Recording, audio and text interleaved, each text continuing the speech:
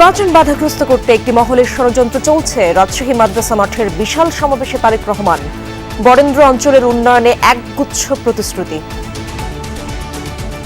আরেকটি মহল ষড়যন্ত্র শুরু করছে, ভেতরে ভেতরে ষড়যন্ত্র করছে কিভাবে এই নির্বাচনকে ক্ষতিগ্রস্ত করা যায়, কিভাবে বাধাগ্রস্ত করা যায়। এখনো ইসির উপর আস্থা আসেনি জনগণের। ঢাকার বিভিন্ন আসনে প্রচারণায় জামায়াত আমির ডক্টর শফিকুর রহমান ভোটের পরিবেশ নিয়ে অসন্তোষ। আপনারা উপযুক্ত পদক্ষেপ নিয়ে জনগণকে আস্থায় আনেন, যদি আস্থায় না আনেন তাহলে ব্যর্থতার দায় আপনাদেরকে বহন করতে হবে। সারা দেশে জমজমাট নির্বাচনী প্রচার, নতুন বাংলাদেশ গড়ার প্রতিশ্রুতি। দুর্নীতি চাঁদাবাজি রুখতে জোর দিচ্ছেন প্রার্থীরা।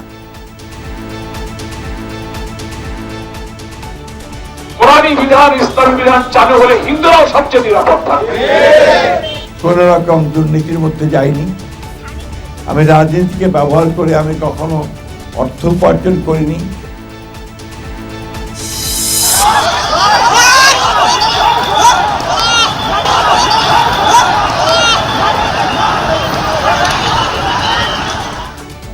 শেরপুরে নিহত জামায়াত নেতার জানাজা, ঝিনাইগাতের ইউএনও ও ওসি প্রত্যাহার। বিএনপি জামায়াতের পরস্পরকে দোষারোপ।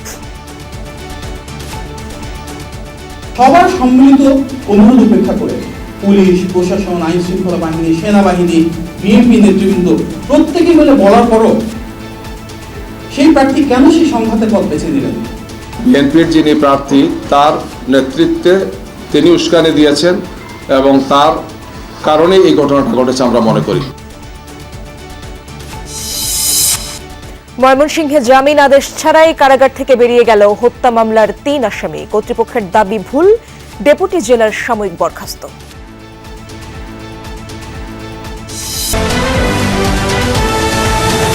আমন্ত্রণ সন্ধ্যার বাংলাদেশে, আপনাদের সঙ্গে আছি আমি ইশরাত জাহান। এতক্ষণ শিরোনামগুলো দেখছিলেন। 8 ফেব্রুয়ারির নির্বাচন যেন কেউ বানচাল করতে না পারে সে বিষয়ে জনগণকে সজাগ থাকার আহ্বান জানিয়েছেন বিএনপি চেয়ারম্যান তারেক রহমান। বলেছেন, বিএনপি ঝগড়া ফ্যাসাদ নয়, শান্তিতে বিশ্বাসী। নির্বাচন ঘিরে অনাকাঙ্ক্ষিত ঘটনা ঘটলে সুষ্ঠু তদন্ত করে দায়ীদের বিরুদ্ধে ব্যবস্থা নিতে সরকারের প্রতি আহ্বান জানান তিনি। রাজশাহীতে নির্বাচনী জনসভা, বিএনপি চেয়ারম্যান ভোটে জয়ী হলে পদ্মা ব্যারেজ নির্মাণ, বরেন্দ্র প্রকল্প চালু সহ 10,000 টাকা পর্যন্ত কৃষি ঋণ মওকুফের আশ্বাস দেন।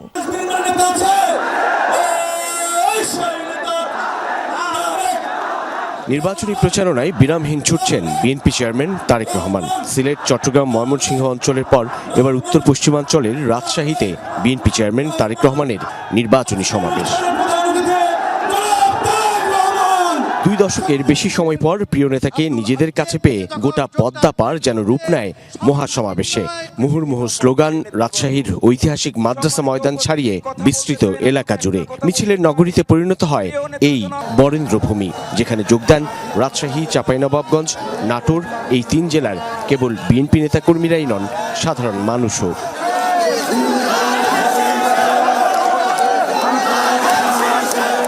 জেলার 13টি সংসদীয় আসনে বিএনপি মনোনীত প্রার্থীকে জনগণের সামনে তুলে ধরে তারেক রহমান ভোট চাইলেন ধানের শীষের পক্ষে।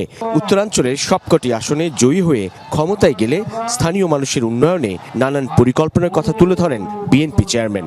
আশ্বাস দেন রাজশাহীতে বিশেষায়িত হাসপাতাল, পদ্মা ব্যারেজ নির্মাণ, পদ্মা নদী ও খাল খনন, আমের হিমাগার স্থাপন, বরেন্দ্র প্রকল্প চালু সহ রাজশাহী অঞ্চলের জীবন জীবিকা কেন্দ্রিক নানান উদ্যোগ গ্রহণের। সরকার গঠন করলে ইনশাআল্লাহ আমরা পদ্মা ব্যারেজ নির্মাণের কাজে হাত দিতে চাই। রাজশাহীতে আমরা বিশেষায়িত কোনো হাসপাতাল তৈরি করতে পারি কিনা, যার ফলে এই এলাকার মানুষ সহ সমগ্র দেশের মানুষ চিকিৎসার সুবিধা পায়। আগামী 12 তারিখে ধানের শীষ বিজয়ের সরকার গঠন করলে আমরা 10,000 টাকা পর্যন্ত কৃষি ঋণ সুদ সহ মওকুফ করব ইনশাআল্লাহ। বিএনপি চেয়ারম্যান বলেন, যে কোনো মূল্যে গণতন্ত্রের ঝান্ডা তুলে রাখতে হবে। দেশ কোন দিকে যাবে 12 তারিখে দেশের মানুষকেই সেই সিদ্ধান্ত নিতে হবে বলেও মনে করেন তারেক রহমান।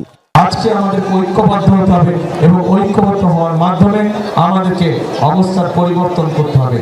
অবস্থার পরিবর্তনের অর্থ যে কোনো মূল্যে গণতন্ত্রকে সুসংগত করা, গণতন্ত্রের ঝান্ডাকে উপরে তুলে ধরা। কোথাও যদি কোনো অনাকাঙ্ক্ষিত কোনো ঘটনা ঘটে থাকে, অন্তর্বর্তীকালীন সরকার আছে তাদেরকে বলবো সঠিক সুষ্ঠু তদন্ত করুন, সঠিক সুষ্ঠু তদন্ত করুন। সেই তদন্তে যদি বিএনপির কোনো ভূমিকা থাকে সঠিক তদন্ত করার জন্য আমরা সহযোগিতা করব, সাহায্য করব। নির্বাচন বাধাগ্রস্ত ও ক্ষতিগ্রস্ত করতে ষড়যন্ত্র শুরু হয়েছে বলেও অভিযোগ করেন তারেক রহমান। বলেন, সুষ্ঠু নির্বাচন হলে 13ই ফেব্রুয়ারি থেকে শুরু হবে জনগণের জয়যাত্রা। তারা চলে গেছে যারা ভোটের অধিকার কেড়ে নিয়েছিল, কিন্তু আরেকটি মহল ষড়যন্ত্র শুরু করছে, ভেতরে ভেতরে ষড়যন্ত্র করছে কিভাবে এই নির্বাচনকে ক্ষতিগ্রস্ত করা যায়, কিভাবে বাধাগ্রস্ত করা যায়। আপনারা যত মানুষের সাথে দেখা হবে প্রত্যেককে বলবেন যে আগামী 12 তারিখে নির্বাচন যাতে কেউ বানচাল করতে না পারে সেজন্য সকলকে সতর্ক থাকতে হবে, সকলকে সজাগ থাকতে হবে। প্রিয় ভাই বোনেরা, গেল 17 বছর দেশের মানুষের জন্য কোনো কাজ হয়নি, বরং মেগা প্রকল্পের নামে মেগা দুর্নীতি হয়েছে বলেও উল্লেখ করেন বিএনপি চেয়ারম্যান। মানুষই ভরসা, তাই এই মানুষের ভিড়ে আসা বিএনপি চেয়ারম্যান তারেক রহমানের রাজশাহীর বরেন্দ্র অঞ্চলে তিনি তার নির্বাচনী সমাবেশের পুরো মঞ্চ জুড়েই ছুটে বেড়ালেন। নির্দিষ্ট পোডিয়াম নয়, যেন প্রথাগত রাজনীতির বাইরে নিজেকে একজন চৌকস বক্তা হিসেবে তুলে ধরতে গোটা মঞ্চ হয়ে উঠল তার পোডিয়াম। সাধারণ মানুষের কাছে ভোট চাইলেন ধানের শীষের পক্ষে। বললেন, কোনো মিথ্যে আশ্বাস বা প্রতিশ্রুতি নয়, বরং সুচিন্তিত ভাবনা এবং পরিকল্পনার প্রয়োগ ঘটাতে চান জনগণের উন্নয়নে, কল্যাণে।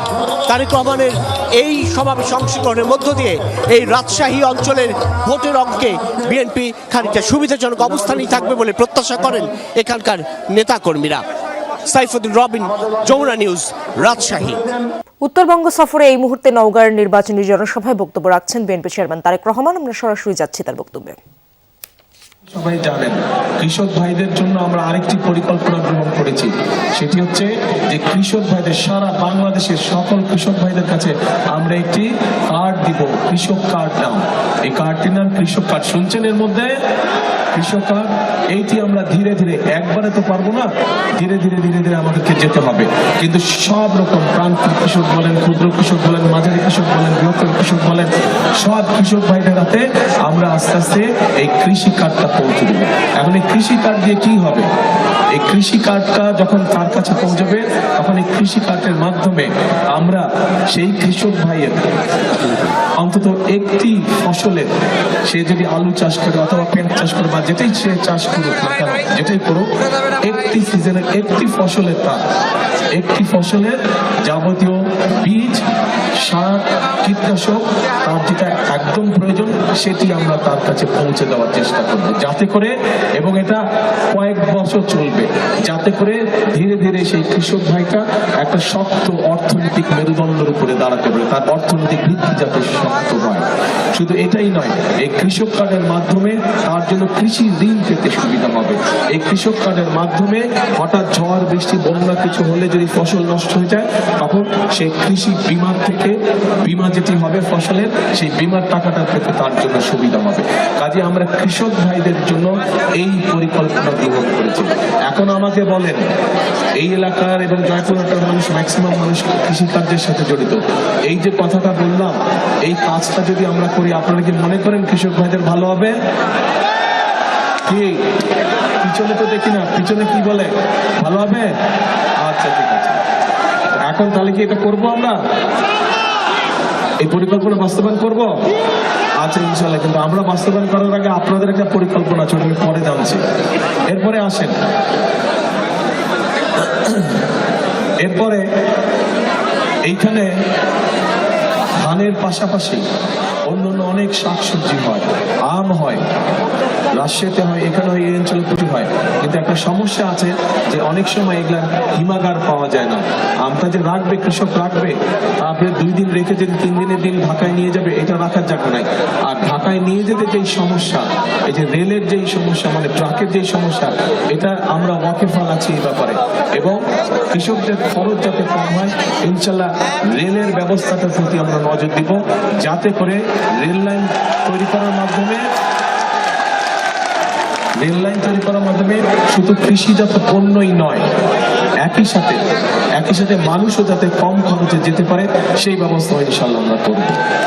প্রিয় ভাই বোনেরা, আমাদের পরিকল্পনার মধ্যে আরেকটি পরিকল্পনা আছে, সেটি হচ্ছে আপনাদের নিশ্চয়ই মনে আছে দেশের যে খালেদা জিয়ার সময় এই দেশের নারীদেরকে শিক্ষিত করার জন্য, মেয়েদেরকে শিক্ষিত করার জন্য দেশের যে খালেদা জিয়া একটি পরিকল্পনা নিয়েছিলেন যে ক্লাস 1 থেকে ক্লাস 12 পর্যন্ত মেয়েদের শিক্ষা ব্যবস্থা ফ্রি করে দিয়েছিলেন উনি। জানেন এটা? আচ্ছা, জানেন, ভেরি গুড। আচ্ছা, এখন আমাদের এই মেয়েরা কিন্তু বড় হয়েছে, তারা অনেকেই কিন্তু সংসার শুরু করেছে, নিজেদের সংসার আছে, কিন্তু সংসার তো আছে, শিক্ষিত হয়েছে, কিন্তু এই শিক্ষিত করলেই তো শুধু হবে, শিক্ষিত হওয়ার পাশাপাশি তাদেরকে স্বাবলম্বী করতে হবে, তাই না? কাজেই এই মাদেরকে স্বাবলম্বী করার জন্য আমরা মায়েদের কাছে ফ্যামিলি কার্ড নামে একটি কার্ড পৌঁছে দিতে চাই, এবং এই ফ্যামিলি কার্ডের মাধ্যমে এটি দলমত নির্বিশেষ, শ্রেণী পেশা নির্বিশেষে সবাই পাবে। একজন কৃষকের স্ত্রী পাবে, একজন ইমাম সাহেবের স্ত্রী পাবে, একজন ভ্যান চালকের স্ত্রী পাবে, একজন school master, primary school master হোক, হেডমাস্টার সাহেব হোক, ওনার স্ত্রীও পাবে। অর্থাৎ সব ধরনের মানুষ পাবে, খেটে খাওয়া মানুষ সহ সবাই এতে পাবে, কোনো দলমত থাকবে না, এটা সবাই পাবে। এবং এটি শুধু পাবে নারীরা, শুধু মায়েরা এটা পাবে, গৃহিণীরা এটা পাবে। এবং এটির মাধ্যমে সরকারের পক্ষ থেকে আমরা তাদের কাছে প্রতি মাসে অল্প হলেও একটা সুবিধা আমরা তাদের কাছে পৌঁছে দেবো, যাতে করে তারা সংসারটা স্বচ্ছন্দে চালাতে পারে। তাতে করে তারা এটা থেকে মা বোনদের উপকার হবে। এবার এখানে ওই খেলার কথা আসছে, ক্রীড়ার কথা আসছে। কে বললো স্টেডিয়াম? কে বললেন স্টেডিয়াম? আচ্ছা, ও দলীয় তো খেলাধুলা করতো, আপনি বিয়েতে ছিলেন না? ফুটবল ফেডারেশন, হ্যাঁ, দলীয় নিজেও খেলাধুলা করতো, তো ওই জন্য খেলার কথা বলে গেছে। কিন্তু এই খেলার ব্যাপারটা আলাদাভাবে আমরা চিন্তা করে রেখেছি। এই খেলার ব্যাপারটা আমরা চিন্তা করে রেখেছি যে পড়ালেখা করলে শুধু কেন ডাক্তার হতে হবে, পড়ালেখা করলে শুধু ইঞ্জিনিয়ার হতে হবে। ভোটের পরিবেশ নিয়ে শঙ্কা প্রকাশ করে জামায়াত আমির ডক্টর শফিকুর রহমান বলেন, চারদিকে মন্দ আলামত ফুটে উঠেছে, এখনো জনগণকে আস্থায় নিতে পারেনি নির্বাচন কমিশন। জামায়াত আমির হুঁশিয়ারি দিয়ে বলেন, উপযুক্ত পদক্ষেপ না নিতে পারলে ব্যর্থতার দায় নিতে হবে নির্বাচন কমিশন এবং সরকারকে। নির্বাচনী প্রচারণার শুরুতেই উত্তর পশ্চিমাঞ্চল ঘুরে গত দুদিন ধরে ঢাকার বিভিন্ন আসন চষে বেড়াচ্ছেন জামায়াত আমির ডক্টর শফিকুর রহমান। এরই অংশ হিসেবে সকালে মিরপুর 10-এ নিজ নির্বাচনী এলাকায় মাল্টিমিডিয়া বাসের উদ্বোধন করেন ডক্টর শফিকুর। সেখানেই প্রচারণায় অংশ নিয়ে দাঁড়িপাল্লায় ভোট চান তিনি। যাদের মাধ্যমে এই শান্তি প্রতিষ্ঠিত হওয়া সম্ভব, তাদের হাতেই যেন আল্লাহ সমাজের এই দায়িত্বটা তুলে দেন, আমানতটা তুলে দেন। এর আগে ঢাকা 15 আসনের নির্বাচনী কার্যালয়ের উদ্বোধন করেন জামায়াত আমির। অভিযোগ করেন, জনগণের প্রতি আস্থা না থাকায় শেরপুরে হামলা চালিয়ে জামায়াত নেতাকে খুন করা হয়েছে। এই ঘটনা ইঙ্গিত করে অসহিষ্ণুতা, এই ঘটনা ইঙ্গিত করে জনগণের উপর আস্থা নাই, এই ঘটনা ইঙ্গিত করে যে অন্যের বিজয় দেখে নিজের সহ্য হয় না। আমরা আমাদের কনসার্ন জানিয়েছি, আমরা এর বিরুদ্ধে প্রতিবাদ করেছি, আমরা প্রতিবাদ করে যাব। আমাদের অধিকার, জনগণের অধিকার, আমরা আর কাউকে টানাটানি করার সুযোগ দেব না। পরে কারওয়ান বাজারে ঢাকা 12 আসনের জামায়াত প্রার্থীর নির্বাচনী জনসভায় যোগ দেন ডক্টর শফিকুর রহমান। বলেন, সুষ্ঠু নির্বাচন হলে যেই বিজয়ী হোক মেনে নিবে তার দল। আলামত ভালো নয়, চতুর্দিকে বিভিন্ন মন্দ আলামত ফুটে উঠছে। মা বোনদের গায়ে হাত দেওয়া হচ্ছে, হামলা করে মানুষ খুন করা হচ্ছে। আপনারা বলেছেন সুষ্ঠু এবং ইতিহাসের সবচেয়ে শ্রেষ্ঠ নির্বাচন আপনারা উপহার দেবেন। এখন পর্যন্ত জনগণ আশঙ্কায় আছে, আশ্বস্ত হয়নি। আপনারা উপযুক্ত পদক্ষেপ নিয়ে জনগণকে আস্থায় আনেন। যদি আস্থায় না আনেন, তাহলে ব্যর্থতার দায় আপনাদেরকে বহন করতে হবে। পরে ঢাকা 14 আসনের নির্বাচনী জনসভায় যোগ দিয়ে দুর্নীতি, চাঁদাবাজি, স্বজনপ্রীতি বন্ধ করে সাম্যের বাংলাদেশ গড়ার প্রতিশ্রুতি দেন জামায়াত আমির। এ দেশ আমাদের হাতে আসলে কোনো চাঁদাবাজের অস্তিত্ব থাকবে না। যেই সমস্ত ধান্দাবাজরা আমাদের এই ছোট্ট ছোট্ট ছেলেগুলাকে অপকর্মে ব্যবহার করে, তাদেরকেও আমরা সেদিন মর্যাদাপূর্ণ হালাল রুজির ব্যবস্থা করেছি। জামায়াত ক্ষমতায় গেলে নারীরা ঘর থেকে বের হতে পারবে না, এমন সমালোচনার জবাব দেন জামায়াত আমির শফিকুর রহমান। কিন্তু গায়ের জোরে পুরানা কায়দায় যে কোনোভাবে নির্বাচনকে নিজের অনুকূলে নেওয়ার চেষ্টা করবেন, আমাদের যুব সমাজ ঘুমিয়ে পড়েনি। আরিফুর রহমান সবুজ, যমুনা নিউজ, ঢাকা। শেরপুরে বিএনপি ও জামায়াতের নেতাকর্মীদের সংঘর্ষের ঘটনার পর সতর্ক ঢাকার বিএনপির প্রার্থীরা। সর্বোচ্চ সতর্কতায় রাজধানীর পাড়া মহল্লায় ভোটের প্রচার চালাচ্ছেন ধানের শীষের প্রার্থীরা। ভোটের পরিবেশ সুষ্ঠু রাখতে সহযোগিতা চেয়েছেন প্রতিদ্বন্দ্বী প্রার্থীদেরও। তবে একটি গ্রুপ নির্বাচনে কারচুপি করতে চায় বলে অভিযোগ বিএনপি নেতা মির্জা আব্বাসের। তিনি বলেন, নির্বাচনের ফলাফল পেতে কোনোভাবেই 2-3 দিন সময় লাগার কথা নয়। দেশের কয়েকটি এলাকায় অপ্রীতিকর ঘটনা ঘটলেও রাজধানীতে উৎসবমুখর পরিবেশে চলছে নির্বাচনী গণসংযোগ। পাড়া মহল্লায়, অলি গলিতে কিংবা উঠান বৈঠকে চষে বেড়াচ্ছেন ধানের শীষের প্রার্থীরা। শুনছেন মানুষের সুবিধা অসুবিধা, দিচ্ছেন প্রতিশ্রুতি, বলছেন আস্থা রাখতে ধানের শীষে। রাজধানীর গোরানে গণসংযোগ করেন ঢাকা 9 আসনের বিএনপি প্রার্থী হাবিবুর রশিদ হাবিব। এ সময় শেরপুরে সংঘর্ষের ঘটনায় উদ্বেগ জানান তিনি। যে কোনো চক্রান্ত ষড়যন্ত্র না করে এই দেশকে যাতে আবারও আমরা আমাদের এই প্রজন্মের ভবিষ্যৎ উপযোগী করে গড়ে তুলতে পারি, সেই জন্য এই নির্বাচনকে বাস্তবায়ন করা এবং শহীদের রক্তের প্রতি, শহীদের আত্মত্যাগের প্রতি সম্মান দেখানো। ঢাকা 4 আসনে প্রচারণার সময় বিএনপি প্রার্থী কথা বলেন জামায়াতের নারী নেত্রীর উপর হামলার অভিযোগের বিষয়ে। ঘটনার সুষ্ঠু তদন্ত করে দায়ীদের বিরুদ্ধে কঠোর ব্যবস্থা নেওয়ার আহ্বান জানান। যে আমার দলের যদি এরকম কেউ আসামি হিসেবে চিহ্নিত হয়, তাকে আমি নিজে ধরে প্রশাসনের হাতে তুলে দেব। আমি মনে করি যে এই ঢাকা 4 এই পর্যন্ত আমাদের আইন শৃঙ্খলা পরিস্থিতি, নির্বাচনের পরিবেশ অত্যন্ত সুন্দর ছিল, কিন্তু আজকে সেটাকে নষ্ট করার জন্য পায়তারা করছে। এছাড়া জনতার কাছে ভোটের জন্য ছুটে যান বিএনপির ঢাকা 16 আসনের আমিনুল হক, ঢাকা 18 আসনের SM জাহাঙ্গীর ও ঢাকা 11 আসনের MA কাইয়ুম। প্রতিশ্রুতি দেন ভয়হীন ঢাকার সন্ত্রাস চাঁদাবাজ মুক্ত নগরী গড়ার। সিসিটিভি ক্যামেরার মাধ্যমে ওখানে কে মাদক বিক্রিকারীকে সন্ত্রাস করে, কে ফ্রিজিং করে, এভিডেন্স সহ আমি প্রশাসনের লোককে বাধ্য করব এগুলি করতে। আমরা কোনোভাবেই কোনো অরাজনৈতিক কথাবার্তা বলবো না, অরাজনৈতিক কর্মকাণ্ড করব না। যারা আমাদের কাছকে বিতর্কিত করার চেষ্টা করছে, ব্যালটের মাধ্যমে সেটা তাদের জবাব দেবে। আমরা চাই জনগণের রায়ে একটি জনগণের সরকার প্রতিষ্ঠিত হোক, কারণ জনগণের প্রতি আমাদের বিশ্বাস, আস্থা রয়েছে। শাহবাগে ব্যবসায়ীদের সাথে বৈঠক করেন ঢাকা 8 আসনের বিএনপি প্রার্থী মির্জা আব্বাস। ভোটের ফলাফল পেতে বিলম্ব হওয়ার খবরে বিস্ময় প্রকাশ করেন প্রবীণ এই নেতা। শঙ্কা জানান ফল পাল্টে দেয়ার। এখন ওরা বলছে নির্বাচন গণনার ফলাফল 2-3 দিন লাগতে পারে। এটা আমরা কোনো পরিস্থিতিতে মেনে নেব না। এটা হলো কারচুপি করার প্রথম একটা লক্ষণ। বিকেলে গণসংযোগে বের হন ঢাকা 10 আসনের রবিউল আলম রবি, ঢাকা 6 আসনের ইশরাক হোসেন সহ বিএনপির অন্যান্য প্রার্থীরা। আরিফিন শাকিল, যমুনা নিউজ, ঢাকা। ত্রয়োদশ জাতীয় সংসদ নির্বাচন ঘিরে দেশ জুড়ে জমে উঠেছে প্রার্থীদের প্রচার ও গণসংযোগ। সকাল থেকে কর্মী সমর্থকদের নিয়ে নিজ নিজ নির্বাচনী এলাকা চষে বেড়াচ্ছেন প্রার্থীরা। ভোটারদের দ্বারে দ্বারে গিয়ে মানুষের ভাগ্যের উন্নয়নের পাশাপাশি নতুন বাংলাদেশ বিনির্মাণের প্রতিশ্রুতি দিচ্ছেন তারা। অষ্টম দিনের নির্বাচনী প্রচারণায় ঠাকুরগাঁও 1 আসনের বিভিন্ন এলাকায় পথসভায় বক্তব্য রাখেন বিএনপি মহাসচিব মির্জা ফখরুল ইসলাম আলমগীর। বলেন, 1971 সালে পাকিস্তান বাহিনীকে সহযোগিতা করা দলটি ভোট চাইলেও সেই কৃতকর্মের জন্য এখনো জাতির কাছে ক্ষমা চায়নি।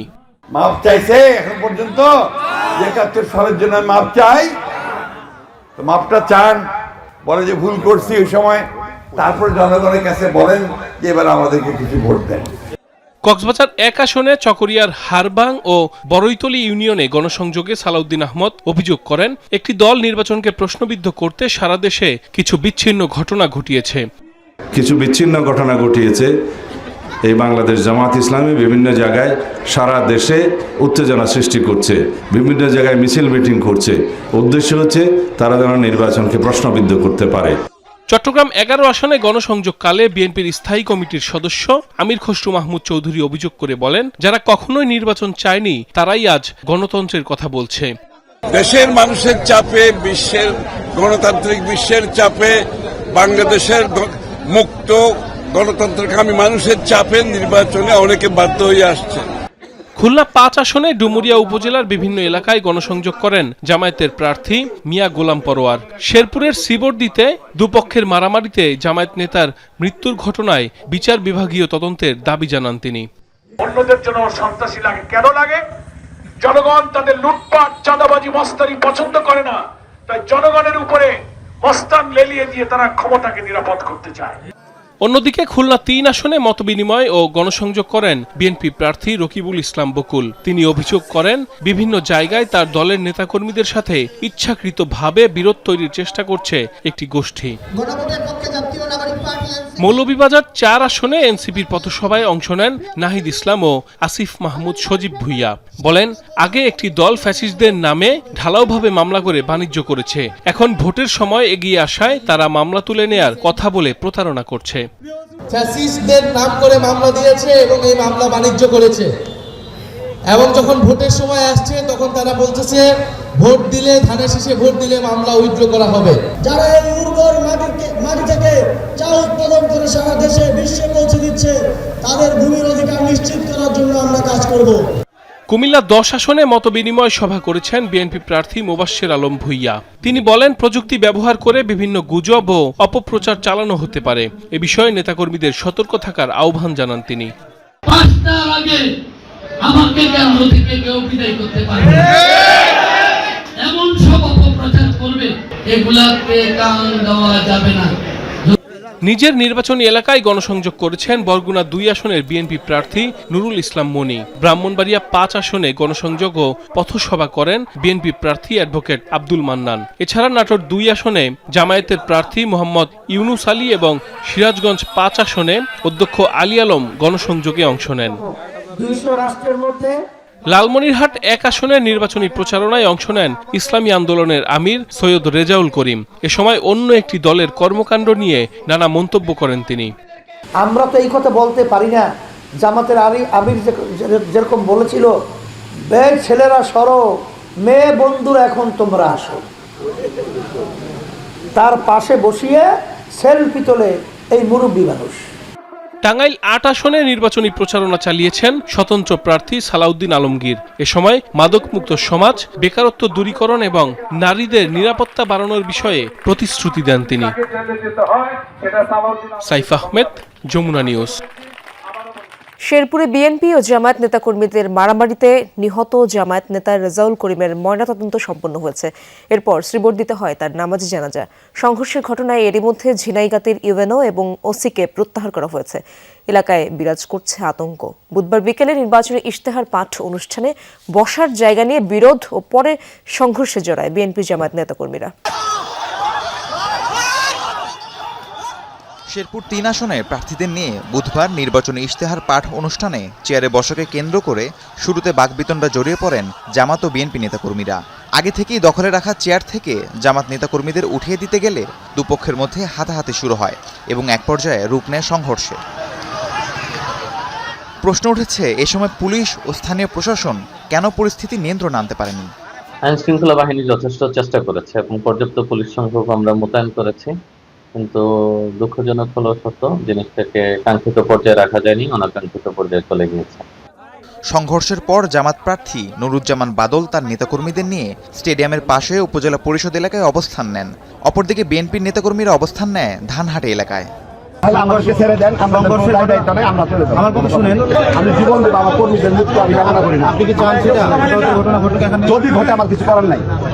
পরে জামায়াতের প্রার্থী নুরুজ্জামান বাদল নেতাকর্মীদের নিয়ে ধানহাটি এলাকা হয়ে অগ্রসর হতে চাইলে প্রশাসন তাদেরকে বাধা দেয়। পাশাপাশি জেলা বিএনপির যুগ্ম আহ্বায়ক আবু রায়হান রূপনও ঘটনাস্থলে এসে জামাত নেতাকর্মীদের অগ্রসর না হওয়ার অনুরোধ জানান।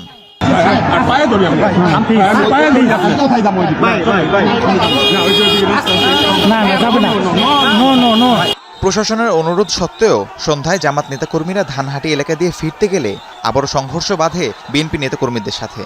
ধানহাটি মোড়ের কাছাকাছি আসলে তখন বিএনপির নেতাকর্মীরা হামলা করার পরে ওই সেনাবাহিনী নুরুজ্জামান বাদল ভাইকে শুধু নিরাপত্তা দিয়ে আলাদা করে নিয়ে যায়, কর্মীরা ছত্রভঙ্গ হয়ে যায়। তারা ঘোষণা দিতে থাকে যে আমরা বিএনপির অফিস আক্রমণ করব। প্রশাসন অনেক চেষ্টা করতে পারে নাই, তখন তারা বিএনপির অফিসের কাছাকাছি সন্ধ্যার সময় চলে আসে। আমাদের অনেক নেতাকর্মী হাসপাতালে আছে, ময়মনসিংহ হসপিটালে আছে। দুপক্ষের মারামারিতে প্রাণ হারান ঝিনাইগাতী উপজেলা জামায়াতের সেক্রেটারি রেজাউল করিম। বিএনপির দাবি জামাত উদ্দেশ্য প্রণোদিতভাবে সংঘর্ষ বাঁধিয়েছে। অন্যদিকে জামায়াতের দাবি হামলাটি ছিল পূর্ব পরিকল্পিত এবং চারদিক থেকে তাদের ঘিরে ফেলা হয়েছিল। আমরা চাচ্ছিলাম প্রশাসনের ভাইয়েরা আমাদের সামনে যদি থাকে তাহলে আমরা তাদের পিছনে পিছনে আমরা রাস্তাটা পাড়ি দিয়ে চলে আসবো। বিভিন্ন স্থান থেকে কথা আসছে যে ওই দিকেও লোকজন সেটিং হয়ে আছে, যদি ওই দিকেও সেটিং থাকে এই দিকেও যদি সেটিং থাকে তাহলে আমাদের জন্য নিরাপত্তা কোথায়? সুতরাং আমাদেরকে আমাদের যে গন্তব্যস্থল সেই দিকে আমাদের যাওয়াটাই আমাদের জন্য নিরাপদ আমরা মনে করছি। টিউনো সাহেব, আর্মি এবং ওসি সাহেব তারা রিকোয়েস্ট করে জামাতের প্রার্থীকে এবং জামাতের কর্মী সমর্থকদের যে তারা যেন অন্য রাস্তা আছে আরো 2-3টা, ওই রাস্তায় যেন তারা চলে যায়। বিএনপির অফিসের সাইড দিয়ে যে রাস্তা, এই রাস্তা দিয়ে তারা জোর করে যাওয়ার চেষ্টা করে। তারা এই সংঘর্ষ বাধার জন্য শেরপুর জেলা থেকে সমস্ত নেতা কর্মী জামাতের নিয়ে তারা অবস্থান করছিল। ময়মনসিংহ মেডিকেলে রেজাউল করিমের মরদেহের ময়নাতদন্ত শেষে নেওয়া হয় শেরপুরের শ্রীবর্দীতে। স্থানীয় কলেজ মাঠে হয় প্রথম জানাজা। রাহিম সারোয়ার, যমুনা নিউজ। শেরপুরে একই মঞ্চে ইশতেহার ঘোষণাকে কেন্দ্র করে জামায়াত নেতা নিহতের ঘটনায় সংশ্লিষ্ট ইউএনও এবং ওসিকে প্রত্যাহারের সিদ্ধান্ত নিয়েছে ইসি। বিকেলে সাংবাদিকদের সাথে এক ব্রিফিংয়ে এই সিদ্ধান্তের কথা জানান ইসি সচিব আক্তার আহমেদ। এর আগে সকালে সাংবাদিকদের সাথে এক বৈঠকে সিইসি বলেন, সাংবাদিকরা পর্যবেক্ষণ করলে নির্বাচনের স্বচ্ছতা থাকবে। নির্বাচন ভবনে সিইসি এএমএম নাসিরুদ্দিনের সাথে সাংবাদিকদের বৈঠক। এ সময় সাংবাদিক নীতিমালা সংশোধন এবং ভোট পর্যবেক্ষণের পাস দেওয়ার অনলাইন পদ্ধতি বাতিল করে তা সহজ করার আহ্বান জানান সাংবাদিক নেতারা। বৈঠকে সিইসি আসন্ন নির্বাচন সুষ্ঠু করতে সাংবাদিকদের ভূমিকার উপর গুরুত্বারোপ করেন। আপনারা থাকলে, আপনাদের চোখ থাকলে আমার জিনিসটা ট্রান্সপারেন্সি পাবে, এটা আমি সব করে আছি। আমি কোনো এটা কোনো বুঝুরি নেই। আমি আপনাদেরকে আমরা চাই যে আপনারা দেখুন, পর্যবেক্ষণ করুন, তাইলে আমাদের স্বচ্ছতা বাড়বে আর কি। রোববারের মধ্যে এসব বিষয়ের সমাধান না হলে সাংবাদিকরা আগামী নির্বাচন কাভার করবে কিনা তা ভেবে দেখবে বলেও হুঁশিয়ারি দেন সাংবাদিক নেতারা। আমাদের সঙ্গে চূড়ান্ত কোনো আলোচনা ছাড়া ওনারা একটি অনলাইন অ্যাপ চালু করেছেন এবং এই অ্যাপটি আমাদের জন্য ইউজার ফ্রেন্ডলি না। আগামী রোববারের মধ্যে সেই সমস্যাটি সমাধান করবার জন্য আমরা তাদের কাছে আবেদন জানিয়েছি এবং তারা আমাদেরকে আশ্বস্ত করেছেন। পরে বিকেলে সাংবাদিকদের সাথে কথা বলেন নির্বাচন কমিশনের সিনিয়র সচিব আক্তার আহমেদ। জানান, শেরপুরে জামাত নেতা নিহতের ঘটনার সাথে জড়িত প্রার্থীদের বিরুদ্ধে জুডিশিয়াল এনকোয়ারি কমিটির রিপোর্টের পর সিদ্ধান্ত নেবে কমিশন। প্রশাসনিক সিদ্ধান্ত হিসেবে এই মুহূর্তে ইউএনও এবং ওসিকে প্রত্যাহার করার সিদ্ধান্ত নেওয়া হয়েছে। বাকি যে প্রসিডিউরাল অ্যাসপেক্টস সেগুলোরও নিশ্চিত করা হবে। ইউএনও এবং অফিসার ইনচার্জ পুলিশের ওসি। সচিব বলেন, ৮ ফেব্রুয়ারির পর কেউ প্রার্থিতা ফিরে পেলে দেশীয় পর্যায়ে পোস্টাল ব্যালটে যুক্ত হওয়ার সুযোগ নেই। তানভীর মৌসুম, যমুনা নিউজ, ঢাকা। এবারের নির্বাচন ঘিরে রাজনৈতিক দলগুলোর মধ্যে যথেষ্ট সহিষ্ণুতা রয়েছে বলে জানিয়েছেন প্রধান উপদেষ্টার প্রেস সচিব শফিকুল আলম। বিকেলে ফরেন সার্ভিস একাডেমিতে এক সংবাদ সম্মেলনে তিনি এই কথা জানান। বলেন, অন্যবারের নির্বাচনের তুলনায় এবার অনাকাঙ্ক্ষিত ঘটনাও কম। এ সময় শেরপুরের সহিংসতার ঘটনায় আসামি শনাক্তের চেষ্টা চলছে বলেও জানায় প্রেস উইং। সকালে প্রধান উপদেষ্টার নেতৃত্বে অনুষ্ঠিত হয় উপদেষ্টা পরিষদের বৈঠক। এতে 11টি এজেন্ডা উঠে আসে। এছাড়া বেশ কিছু অধ্যাদেশ অনুমোদন দেয়া হয়। উপদেষ্টা পরিষদের বৈঠকের সিদ্ধান্ত জানাতে সংবাদ সম্মেলনের আয়োজন করে প্রেস উইং। এ সময় প্রধান উপদেষ্টার প্রেস সচিব শফিকুল আলম বলেন, আসন্ন নির্বাচন ঘিরে রাজনৈতিক দলগুলোর মধ্যে যথেষ্ট সহিষ্ণুতা রয়েছে। অন্যবারের নির্বাচনের তুলনায় এবার অনাকাঙ্ক্ষিত ঘটনা কম বলেও জানান তিনি। রাজনৈতিক দলগুলোর মধ্যে এখনো যথেষ্ট সহিষ্ণুতা আছে এবং একটা দুইটা অবশ্যই আইসোলেটেড ঘটনা ঘটছে, আমরা সেটা অস্বীকার করছি না। এই ইলেকশন শিডিউল ঘোষণার পরে মারা গিয়েছেন মোট 4 জন। 2014 সালের 5ই জানুয়ারি যে ইলেকশন হলো তার আগের আপনি যদি ইলেকশনের সহিংসতা দেখেন, ওই ইলেকশনে 115 জন মারা গিয়েছিল। সে অনুযায়ী আমরা মনে করি যে রাজনৈতিক দলগুলো যথেষ্ট সহিষ্ণু আচরণ করছেন, তারা ভালো ক্যাম্পেইন করছেন। শেরপুরের সহিংসতার ঘটনা নিয়ে প্রেস উইং থেকে জানানো হয়, অহেতুক কেউ যেন হয়রানির শিকার না হয় সেজন্য ফুটেজ দেখে আসামিদের শনাক্তের চেষ্টা চলছে। যখন ঘটনাটা ঘটেছে সেখানে অনেক মানুষ ছিল, তো ঢালাও একটা গ্রেপ্তার অভিযান না করে যারা ঘটনার জন্য প্রকৃতভাবে দায়ী তাদেরকে সুনির্দিষ্টভাবে চিহ্নিত করে তাদেরকেই যাতে গ্রেপ্তার করা যায় সেজন্য পুলিশ খুব নিবিড়ভাবে এই ঘটনাটা তদন্ত করছে। সিএটি অনুচ্ছেদ সহ কয়েকটি অধ্যাদেশের কথা জানিয়ে ব্রিফিংয়ে প্রেস উইং জানায়, এর ফলে রাষ্ট্র কাউকে নির্যাতন করলে ক্ষতিপূরণ পাবে ভুক্তভোগীরা। তার অধিকার তো নিশ্চিত হবেই, সঙ্গে সঙ্গে যথাসম্ভব তাদের পুনর্ব্যবস্থা। লামিয়া তিথি, যমুনা নিউজ, ঢাকা।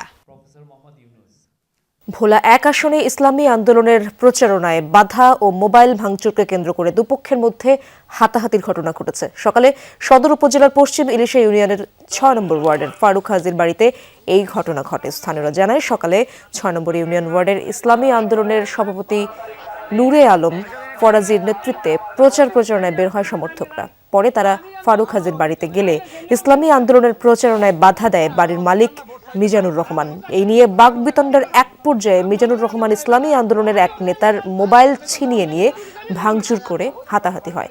অভিযুক্ত মিজানুর জামায়াত ইসলামের কর্মী বলে দাবি ইসলামী আন্দোলনের। অন্যদিকে জেলা জামায়াতের সেক্রেটারির দাবি, অভিযুক্ত মিজানুর জামায়াতের কর্মী নয়। স্থানীয় জামাত নেতা মিজান নামে উনি বাধা প্রদান করেন এবং উনি বলেন যে এই এলাকায় অন্য কেউ প্রচার করতে পারবে না, ঢুকতে পারবে না। তিনি বের হয়ে বলছেন যে এভাবে যদি তোমরা ঘরের দুয়ারে এসে মাইক বাজাও তাহলে আমাদের সমস্যা হয়। এর প্রেক্ষিতে তার সাথে কথা কাটাকাটি হয়, সেখানে তাদের সাথে ধস্তাধস্তি হয়। ভোটের দিন ব্যালট বাক্স ছিনতাইয়ের মতো ঘটনা ঘটলে পোলিং অফিসার সহ আইনশৃঙ্খলা বাহিনীর কাউকে রেহাই দেওয়া হবে না বলে জানিয়েছেন স্বরাষ্ট্র উপদেষ্টা জাহাঙ্গীর আলম চৌধুরী। বিকেলে রাজারবাগ পুলিশ লাইন্স অডিটোরিয়ামে আইনশৃঙ্খলা বাহিনীর সঙ্গে মতবিনিময় সভা শেষে এসব কথা বলেন স্বরাষ্ট্র উপদেষ্টা। তিনি বলেন, অতীতের যে কোনো সময়ের চেয়ে ভালো নির্বাচন হবে। শেরপুরের জামায়াত নেতা হত্যার ঘটনায় জড়িতদের সর্বোচ্চ গুরুত্ব দিয়ে গ্রেপ্তারের চেষ্টা চলছে বলেও জানান স্বরাষ্ট্র উপদেষ্টা। অপ্রীতিকর ঘটনা রোধে সব পক্ষকে ধৈর্য ধরার আহ্বানও জানান তিনি। জাতীয় সংসদ নির্বাচনে আইনশৃঙ্খলা বাহিনী যেন কোনো দলের পক্ষে লেজুর বৃত্তি না করে সেই নির্দেশনা দেওয়ার কথা জানান উপদেষ্টা। নির্বাচনের দিকে যত নির্বাচন হয়েছে ওটা থেকে সবচেয়ে একটা ভালো নির্বাচন হবে আপনাদের সহযোগিতা। নির্দ্বিধায় কোনো দলের পক্ষ না হইয়া সরকারি কর্মচারী হিসাবে কাজ করবে। তারা কোনো পার্টির লেজুর হবে না, আর কাউরে কোনো তেল দিবে না, তারা নিরপেক্ষভাবে কাজ করবে। জামিন আদেশ ছাড়াই হত্যা মামলার 3 আসামিকে ময়মনসিংহ কেন্দ্রীয় কারাগার থেকে ছেড়ে দেওয়া হয়েছে। এই ঘটনার সাময়িক বরখাস্ত করা হয়েছে একজন ডেপুটি জেলারকে। গত মঙ্গলবার বিকেলে ময়মনসিংহ কেন্দ্রীয় কারাগারে এই ঘটনা ঘটে। সংশ্লিষ্টরা জানান, প্রোডাকশন ওয়ারেন্টকে জামিননামা ভেবে তাদেরকে ছেড়ে দেওয়া হয়। এই ঘটনাকে ভুল মুক্তি বলে সাংবাদিকদের জানিয়েছে ময়মনসিংহ কারা কর্তৃপক্ষ। কারাগার থেকে ছাড়া পাওয়া আসামিরা হলেন মোহাম্মদ আনিস মিয়া, রাশিদুল ইসলাম এবং জাকিরুল ইসলাম। তারা একটি হত্যা মামলার আসামি হিসেবে কারাগারে বন্দী ছিলেন। এই ঘটনায় 3 সদস্যের তদন্ত কমিটি গঠন করা হয়েছে। আসামিদের গ্রেপ্তারে কাজ করছে পুলিশ। দর্শক, এ বিষয়ে আরো জানবো। ময়মনসিংহে যেতে চাই, সহকর্মী হুসাইন শাহিদ সেখানে রয়েছেন। শাহিদ, জানাবেন, কারাগারে তো অনেক জায়গায় আদালতের নথি যাচাই হয়, সেক্ষেত্রে এমন একটি ভুল কিভাবে হলো? আর বেরিয়ে যাওয়া আসামিদের গ্রেপ্তারের বিষয়ে কোনো তথ্য কি আপনার কাছে রয়েছে কিনা? আপনি যে প্রশ্নটি করেছেন ঠিক এই প্রশ্নটিতেই হতবাক কারা কর্তৃপক্ষ এবং যে তদন্ত কমিটি হয়েছে সেই তদন্ত কমিটির প্রধান এবং 3 সদস্যের যে তদন্ত কমিটি, তারা আজকে ময়মনসিংহ কেন্দ্রীয় কারাগারে এসেছিলেন এবং তারা এই সংশ্লিষ্ট সবার সাথে কথা বলেছেন। তাদের কাছে ওই একটি প্রশ্নই, কারণ এই যে আদেশ আদালত থেকে যে কাগজটি গিয়েছিল সেটি হচ্ছে তারা যে হত্যা মামলার আসামি, সেই মামলার যে শুনানি, সেই শুনানিতে আসামিদের উপস্থিত থাকতে হবে। সেই উপস্থিতি রাখার জন্য কারাগারে এই চিঠি পাঠানো হয়েছিল, যেটি এর প্রেক্ষিতে কারাগার থেকে নির্দিষ্ট যেদিন ধার্য তারিখ, সেদিন এই আসামিদেরকে আদালতে পাঠানো হবে। সেখানে সাক্ষী জেরা কিংবা উকিল তাদেরকে জেরা করবেন, এ ধরনের একটি বিষয় ছিল। কিন্তু সেই জায়গায় সেই কাগজটিকে জামিননামা ভেবে ভুল করে ফেলা, এটি আসলে কিভাবে হয়েছে, কেন হয়েছে এবং যাদের দায়িত্ব ছিল তারা এই কাজটি কেন করেছে? কারণ আমি যতটুকু খোঁজ খবর করেছি যে এই 2টি কাগজ, জামিননামার কাগজ এবং এই আদালতে হাজির করার কাগজ, দুটোর ফরম্যাটই হচ্ছে 2 রকম। তো সেই জায়গায় হুবহু দেখতেও একরকম নয়। সেই জায়গায় কিভাবে এই ভুলটি হলো, তদন্ত কমিটিও সেই জায়গাটি নিশ্চিত করতে চাচ্ছে কারা এটার সাথে জড়িত। একজনকে ইতিমধ্যে বরখাস্ত করা হয়েছে এবং তদন্ত সাপেক্ষে এই যদি দায়িত্ব অবহেলা হয়ে থাকে সেক্ষেত্রে সেই শাস্তি, কিংবা যদি ইচ্ছাকৃতভাবে এখানে কোনো ধরনের অনিয়ম করা হয়ে থাকে তাহলে এই সরকারি বিধিমালা অনুযায়ী তাদেরকে শাস্তির আওতায় আনা হবে বলে জানিয়েছে। এবং পুলিশ এবং র্যাব আসামিদের গ্রেফতার করার চেষ্টা করছে। তারা ময়মনসিংহেরই তারাকান্দা উপজেলারই বাসিন্দা। অনেক ধন্যবাদ আপনাকে শাহিদ। দর্শক, এই ছিল সন্ধ্যার বাংলাদেশের আয়োজনে। এতক্ষণ যারা সঙ্গে ছিলেন সবাইকে ধন্যবাদ।